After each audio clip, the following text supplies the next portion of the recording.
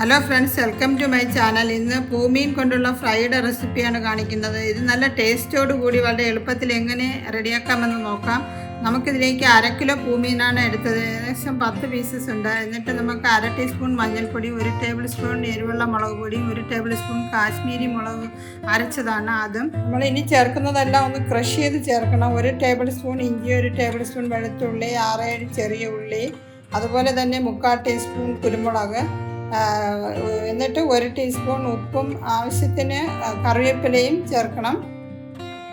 അരഭാഗം നാരങ്ങയും പിഴിഞ്ഞ് ഒഴിക്കുമ്പോൾ അത് നല്ല സോഫ്റ്റ് ആവുകയും അതിൻ്റെ നല്ലൊരു ഫ്ലേവറൊക്കെ ഉണ്ടാവും. ഇനി നമുക്കതെല്ലാം ഒന്ന് മിക്സ് ചെയ്ത് വെക്കാം. മിക്സ് ചെയ്ത് വെച്ചിട്ട് ഒരു അരമണിക്കൂർ അതല്ലെങ്കിൽ 1 മണിക്കൂർ ഫ്രിഡ്ജിൽ ഇങ്ങനെ സ്റ്റോർ ചെയ്ത് വെക്കണം. എന്നാലേ മസാലകളൊക്കെ അതിൽ നല്ലപോലെ പിടിക്കുകയുള്ളൂ. ഇപ്പോൾ ഏകദേശം 3/4 മണിക്കൂർ വരെ ആയി. ഫ്രിഡ്ജിൽ വെച്ചിട്ടുണ്ടായിരുന്നു. ഇനി നമുക്കത് ഫ്രൈ ചെയ്തെടുക്കാം. ഞാനിവിടെ സൺഫ്ലവർ ഓയിലാണ് ഫ്രൈ ചെയ്യുന്നത്. ഇതുപോലുള്ള ഫിഷൊക്കെ ഞാൻ വെളിച്ചെണ്ണയിൽ ഫ്രൈ ചെയ്യാറില്ല. ഇപ്പോൾ ഓയിൽ നല്ലപോലെ ചൂടായി വന്നിട്ടുണ്ട്. ഈ സമയം നമുക്ക് ഓരോ പീസായിട്ട് അതിലേക്ക് ഇങ്ങനെ നിരത്തി വയ്ക്കാം.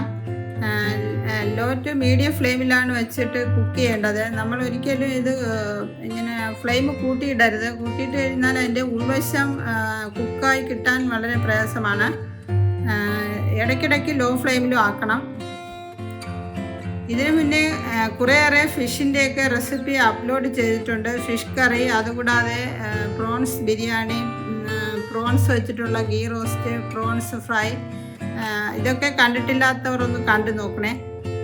ഇനി നമുക്കതൊന്ന് ഇതുപോലെ ഒന്ന് തിരിച്ചിടാം.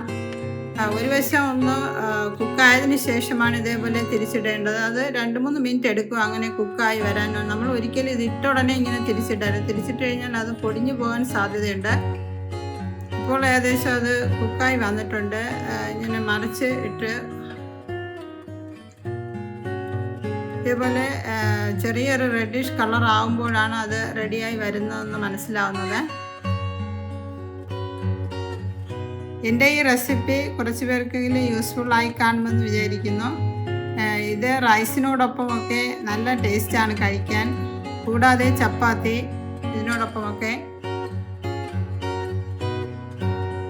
ഈ ക്രിസ്മസിന് എല്ലാവരും ഇതൊന്ന് ട്രൈ ചെയ്ത് നോക്കണേ. തീർച്ചയായും ഇഷ്ടപ്പെടും. എന്നാൽ നമുക്ക് അതൊരു പ്ലേറ്റിലോട്ട് സെർവ് ചെയ്യാം. ഈ ഫിഷ് ഫ്രൈക്ക് നല്ലൊരു ഫ്ലേവറൊക്കെ ഉണ്ട്.